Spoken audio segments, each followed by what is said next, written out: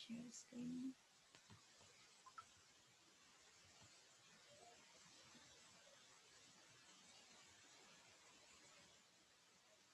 Udah, Kak. Udah keluar ya?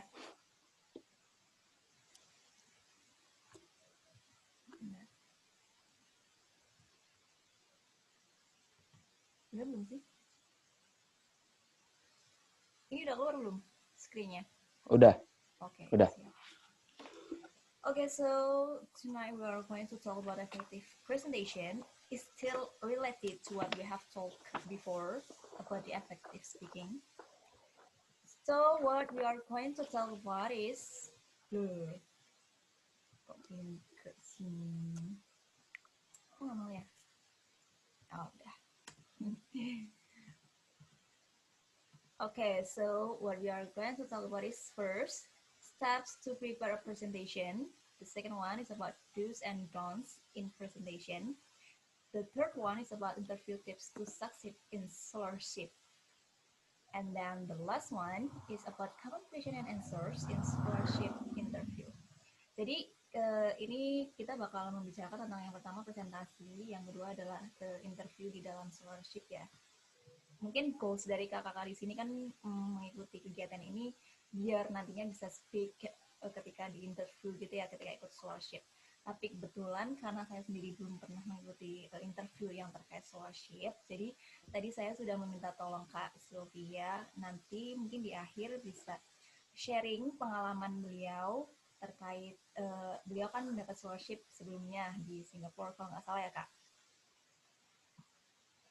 Iya, alhamdulillah. Ya, alhamdulillah. Nah itu nanti mungkin Kak Sylvia yang akan sharing bagaimana beliau bisa lolos dalam terutama interview karena kita sedang membicarakan interview. Siap ya Kak ya nanti ya Kak? Insya Allah. Oke, siap. Saya sharing gratis. Gratis dong. Okay, so what is presentation? Wait a minute, aku nggak bisa baca karena tertutup.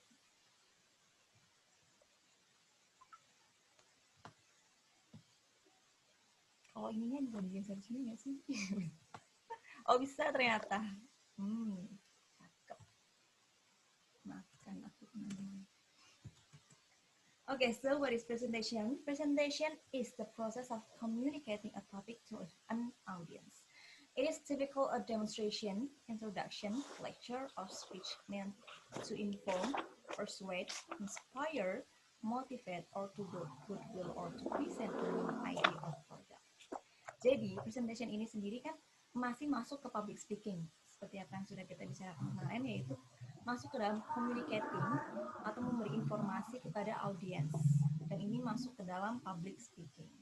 Nah, contoh dari presentation itu juga bisa semacam demonstrasi atau sebuah pengenalan sesuatu, produk atau yang lain sebagainya, juga bisa memberikan inspirasi atau memotivasi kayak semacam TED ya, TED Talk yang semacam seperti itu.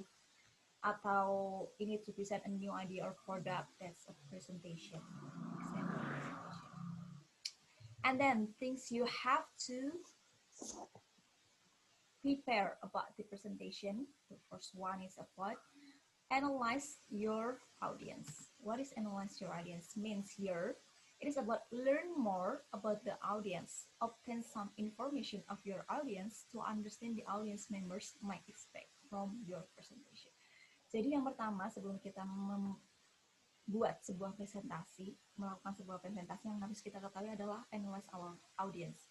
Kita harus memahami audiens kita itu nanti siapa sih, umur berapa, gendernya apa, kebanyakan apa, interest mereka atau apa, agar kita bisa lebih memahami bagaimana cara kita menyampaikan presentasi kita di depan mereka. Ketika mungkin kita di depan para pejabat, kan kita juga harus menyesuaikan ya sesuai dengan audiens kita yang di depan. Jadi yang pertama adalah kita harus tahu siapa audiens kita, agar kita juga tahu how to deliver our speech in front of them.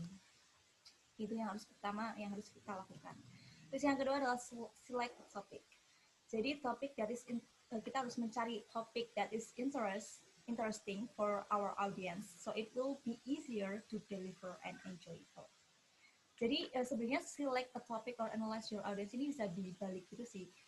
kadang kan kita kayak ini ya, kalau misal ini nih aku sekarang menyampaikan sesuatu ke kalian, present sesuatu ke kalian itu kan uh, aku pertama dikasih topik dulu nih, topiknya tuh kayak gini, oh ya oke. Terus habis itu aku baru analyze kalian, gimana sih audiens aku itu, gimana cara aku menyampaikan presentasi ini di depan kalian.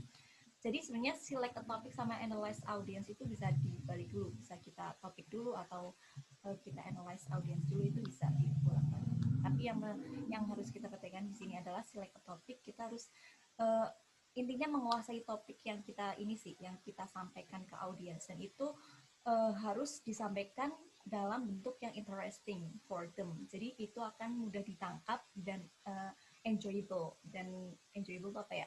Ya intinya mereka tuh menangkap dan bisa menerima dengan enjoy gitu loh, dengan senang hati. Terus yang ketiga yaitu define the objective. Jadi kita harus tahu objektif atau goals dari presentasi kita tuh apa sih, dan di akhir nanti biar goalsnya itu tercapai. Jadi kayak jangan sampai ngalor ngidul ngetan ngulon, kayak dari kemarin aku ngomong ngalor ngidul ngetan ngulon ya. Intinya apa ya, jangan sampai berantakan gitu loh, ngomongin kesana kemari bercabang-cabang itu jangan sampai. Jadi harus sesuai dengan objektif atau goals yang sudah kita tentukan di awal. Jadi define the objective atau goals itu sangat penting agar apa yang audiens inginkan dari presentasi kita itu mereka dapatkan gitu. Terus yang selanjutnya adalah prepare the body. Prepare the body di sini maksudnya adalah jadi kita harus siap secara tidak hanya mental tapi juga fisik dan penampilan kita. Yang pertama adalah present data and facts. Terus di sini maksudnya itu adalah prepare the body dari presentation. Yang pertama itu ketika kita akan menyampaikan sesuatu, yang pertama ya, yang kayak kemarin saya sampaikan itu harus sourcesnya harus kredibel atau terpercaya. Jadi present datanya itu sesuai fakta, jangan mengada-ngada gitu kan. Aja ngadi-ngadi. Terus yang selanjutnya adalah read quotes from expert. Di awal mungkin bisa kayak kita memberikan quotes-quotes yang menginspirasi atau memotivate para audiens gitu, biar mereka juga semakin interest gitu kan, semakin bersemangat dari apa misal quotes yang bikin kita semangat kan kadang, oh iya nih bener juga, aku mau dengerin dengan baik deh gitu kan, kayak gitu. Bisa sih di awal atau di akhir kadang bisa. Terus yang selanjutnya adalah relate personal experience. Jadi selain kita menyampaikan materi yang ada di dalam PPT misal, kita juga bisa menyampaikan personal experience kita sendiri sebagai si speakernya. Kayak misal bla bla bla di presentasinya akan bisa membicarakan apa gitu kan. Seperti itu saya juga nih dulu pernah melakukan ini, dan intinya kalian menyampaikan personal experience kalian sesuai dengan yang sedang kalian bicarakan pada saat itu akan lebih interesting. Jadi orang-orang juga akan, wah keren juga nih ternyata dia tuh membicarakan sesuai dengan apa yang dia lakukan kayak gitu. Oh, belum. Yang terakhir yaitu adalah provide vivid description. Intinya di sini adalah yang baku ya, yang jangan sampai kita membicarakan sesuatu yaitu ya sih tadi kayak bercabang, nggak sesuai dengan topik kita saat itu. Intinya kita mempresentasikan sesuatu itu harus sesuai dengan apa yang sedang kita bicarakan, jangan sampai ngalor ngidul, bukan ngalor ngidul lagi, jangan sampai ya intinya membicarakan hal yang tidak diperlukan seperti itu. Terus intro and conclusion, relevan. Jadi intro di sini tuh harus relevan. Intinya relevan ini di sini kayak apa ya? Ya intinya jangan sampai keluar dari topik aja sih. Kalau misal intro tuh kayak jangan basa-basinya jangan terlalu basi gitu loh. Terkadang kan intro ada orang yang terlalu banyak basa-basi kan, jadi kita di awal tuh kayak males banget, apa sih topiknya apa, kok dia bicarain apa gitu. Jadi harus relevan sama topik yang kita bicarakan intro sendiri. Nah yang kedua yaitu adalah ask questions. Jadi kadang kan banyak ya speakers yang mengawali sesuatu dengan ask question. Misal lagi ngomongin apa ya, artificial intelligence, terus saat itu kayak si speakersnya ngomong, siapa di sini yang tahu Gojek itu termasuk artificial intelligence atau bukan kayak gitu. Jadi untuk intro bisa dimulai dengan ask questions, itu akan lebih baik. Terus ini share experiences. Jadi juga di dalam intro juga bisa kita share experiences.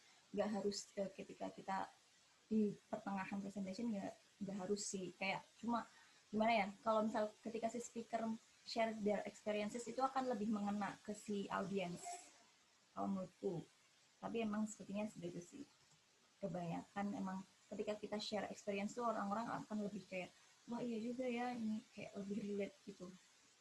Terus yang selanjutnya adalah bring jokes. Ini typo nih, harusnya O-nya satu.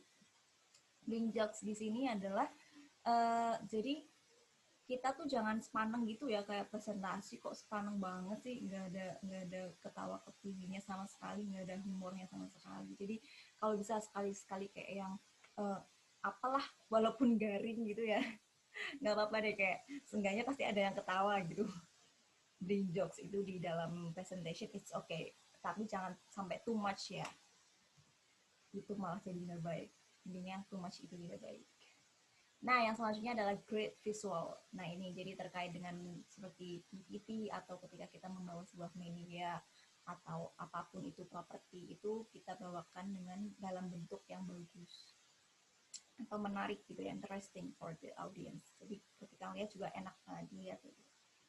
Jangan yang asal-asalan bikin PPT-nya, apalagi yang so colorful, yang colorful banget juga sebenarnya nggak enak banget dilihat kan. Jadi ya setidaknya menyesuaikan lah apa yang sedang topik yang disampaikan, terus disesuaikan warna, color, dan ininya, desainnya. And then the last one is ini, this is for the conclusion ya. Kadang kita menyematkan inspirational statement. Jadi ya semacam quotes juga sih. Intinya untuk motivate the audience yang relate sama dengan topik kita gitu. Nah, ini yang terakhir kayak unique demonstration di sini sih mungkin kayak lebih ke praktis ya. Jadi kayak habis kita habis speakernya menyampaikan materinya, terus habis itu kayak ayo kita demonstrate apa yang sudah saya sampaikan kayak gitu in a unique way gitu. Jadi tergantung speakersnya sih kayak mau mempraktekannya dalam bentuk seperti apa. Ya, yang terakhir sih as usual, nothing is instant. Jadi kayak practice. Jadi sebenarnya kalau aku juga kayak gini tuh kadang ini dulu kayak prepare dulu, kayak aku latihan dulu, aku coba desain dulu tapi tanpa adanya audiens gitu. Seenggaknya aku tahu oh ya gini nanti aku akan sampaikan seperti ini, terus oh tadi kayaknya aku salah di sini ya gitu. Jadi ketika kita praktis kan pasti kita tahu ya salah kita nanti akan gimana gitu. Sehingga kita juga tahu nanti ini yang akan aku sampaikan. Praktis ini perlu banget. Aku juga masih praktis banget. Terus yang selanjutnya itu adalah kita akan membicarakan tentang do's and don'ts presentation. But before this, so far so good.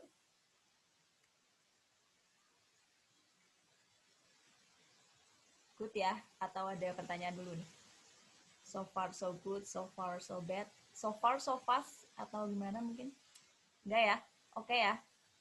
Oke, pas. Oke, siap. Nah, so the next one, we are going to talk about do's and don'ts in the presentation.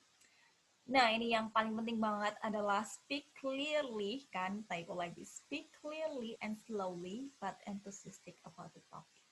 Kita ngomongnya dengan pelan, jelas, tapi dengan antusias yang besar. Harus antusias gitu ya, kayak I'm excited to deliver out my topic. So, it is okay to speak slowly, but not too slow. Sampai cuma kadang emang mungkin bawaan orang aja ya, kayak aku ini kayak orang-orang kadang banyak yang bilang kalau aku tuh ngomongnya terlalu cepat, dan mungkin kalian juga remind aku ya kalau misalnya aku terlalu cepat. Soalnya nggak tahu juga, kayak aku kayaknya ngerasanya sih nggak terlalu cepat, tapi kadang ada orang yang ngomongnya terlalu cepat, ngomong kalau aku tuh terlalu cepat gitu. Tapi ada orang yang kayak kalau ngomong tuh slow banget ya gitu kan, cuma ada, dan itu emang bawaan sih, bawaan orang, tergantung. Cuma kalau bisa emang yang penting clear sih apa yang kita sampaikan itu sampai ke si audiens, seperti itu. Terus, yang penting antusias. Ketika kita antusias, exciting, orang-orang juga akan semakin interesting dengan topik yang kita sampaikan. Jangan sampai lemes, nggak enak dilihat kayak gitu. Seperti yang kemarin sudah kita bicarakan tentang body language. Seperti itu. Dan yang selanjutnya adalah yang boleh dilakukan ini, be prepared and know your audience. Be prepared yang tadi kan kita ini ya practice itu paling penting banget. Terus setelah kita tahu kalau kita udah bisa nih, kita udah siap, nah kita harus tahu audiens kita. Seperti yang sudah disampaikan di awal tadi ya, kita harus mengetahui audiens kita, latar belakang mereka apa, apakah SMP, SMA, atau ibu-ibu, atau bapak-bapak. Jadi kita bisa tahu how to deliver our speech. And then the next one is about, oh ini Kak kita sudah masuk sebentar.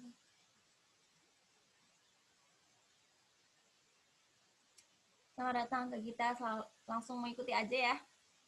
Ini udah masuk kan? Ya, for the next one is about have a sense of humor. Seperti yang tadi kayak tipsnya, gimana sih presentasi yang baik di sini adalah harus ada have a sense of humor, harus bring jokes. Cuma jangan terlalu banyak jokes juga, nggak baik. Yang selanjutnya adalah good eye contact and body language. Ini sih, sebenarnya ini kayak masih mereview apa yang sudah kita pelajari kemarin. Cuma di sini juga kita akan sampaikan lagi terkait, soalnya ini terkait presentation ya. Nah, yang selanjutnya adalah proofread your PPT, provide a credible sources. Masih sama, yaitu adalah kita harus memberikan audiens data yang kredibel atau terpercaya. Nah, ini kadang yang paling susah banget di ini sih, dipatuhi, be a good timekeeper. Kadang banyak banget kan, maksudnya even seminar atau apalah kita presentasi pelajaran aja kadang benar-benar melebihi waktu gitu kan. Jadi gimana ya, aku juga bingung untuk bisa be a good timekeeper yang benar-benar speaker tuh selesai tepat pada waktunya, itu kayaknya jarang banget ditemui sih. Aku juga termasuk kemarin juga aku minta maaf banget teman-teman kenapa kemarin sempat molornya panjang banget, tapi semoga teman-teman no problem with that. Karena emang 40 menit untuk desain something like this itu kayaknya emang kurang banget sih. Apalagi kita harus practice juga kan, itu kurang banget. Jadi ya mungkin kita patokin aja kali ya 1 jam gitu ya, ganti waktu sendiri saya. Intinya ini sih yang paling susah, yang terakhir itu be a good timekeeper. Tapi kalau bisa ketika emang ya melebihinya jangan sampai setengah jam sendiri lah, itu terlalu ini sih, terlalu berlebihan kalau setengah jam. Ya mungkin 15 minutes is still okay for the audience. Seperti itu. Nah, ini yang tidak boleh dilakukan.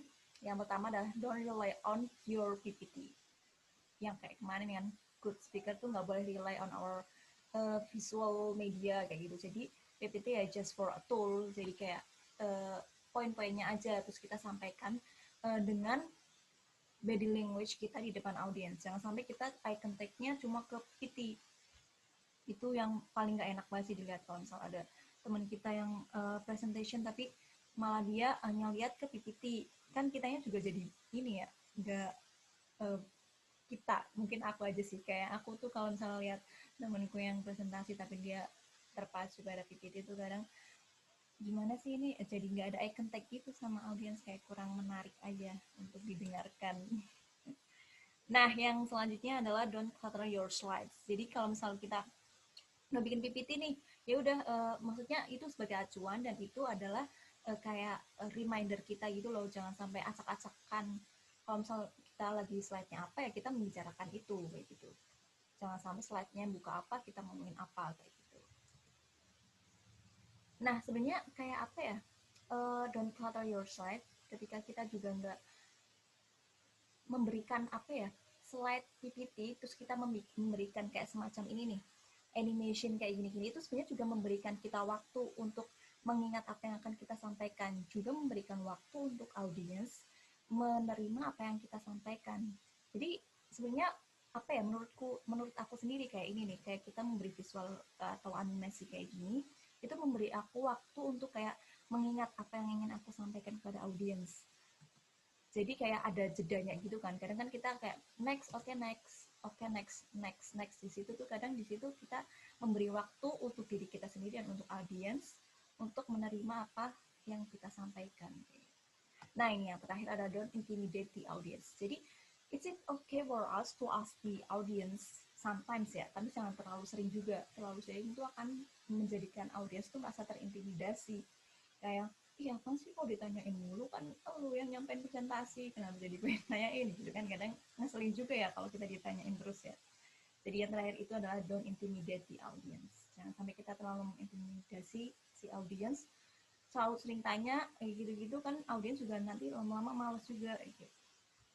Itu sih yang terpenting adalah ini tiga ini yang tidak boleh dilakukan ya di dalam presentasi. Oke, itu terkait presentasi. Dan selanjutnya kita akan membicarakan tentang interview. Untuk presentasi sendiri, so far so good?